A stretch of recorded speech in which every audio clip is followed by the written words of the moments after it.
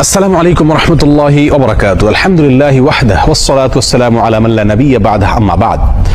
সুপ্রিয় দর্শক শ্রোতা ভাই বোনেরা, আজ আমরা এমন একটি জিকির, এমন একটি দোয়ার কথা বলবো যে জিকির এবং দোয়া জানে না এমন কোন মুসলিম পৃথিবীতে পাওয়া কঠিন।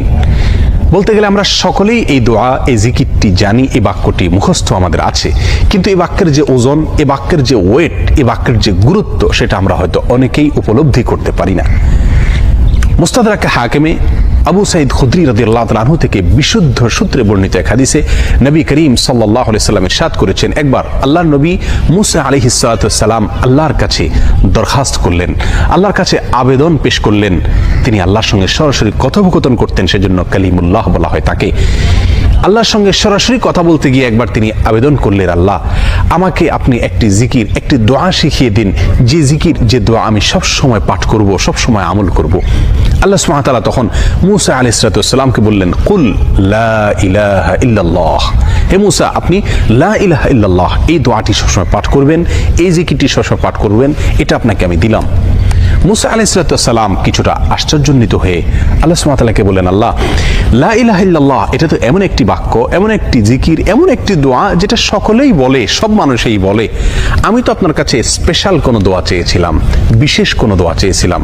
আল্লাহ সুবহানাহু ওয়া তাআলা তখন মুসা আলাইহিস সালাতু ওয়াস সালামকে বললেন, হে মুসা, যদি সপ্ত আসমান, সপ্ত জমিন এবং এই দুইয়ের মধ্যে যা কিছু আছে সব কিছুকে, আল্লাহর অস্তিত্ব ছাড়া বাকি সব কিছুকে যদি একটি পাল্লায় রাখা হয়, একটি হাতে রাখা হয়, আর লা ইলাহা ইল্লাল্লাহ এই বাক্যকে যদি অপর হাতে, অপর পাল্লায় রাখা হয়, তাহলে লা ইলাহা ইল্লাল্লাহর পাল্লা ভারী হবে।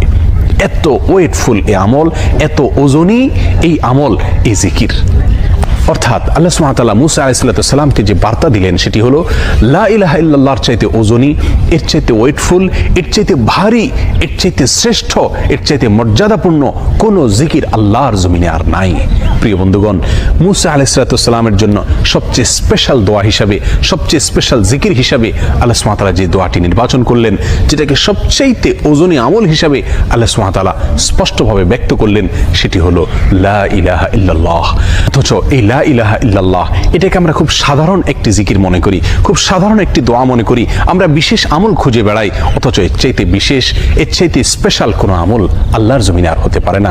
জিকিরের মধ্যে যত জিকির আছে, যত দোয়া আছে, যত আমল আছে, সমস্ত জিকিরের ভিতরে সবচেয়ে শ্রেষ্ঠ, সবচেয়ে ওজনী আমল, সবচেয়ে ওজনী জিকির হলো এই লা ইলাহা ইল্লাল্লাহর জিকির। মিজানের পাল্লায় কিয়ামতের দিন যখন আমার নেকামল মাপা হবে, তখন আমার নেকামলে শুধুমাত্র লা ইলাহা ইল্লাল্লাহ এর আধিক্য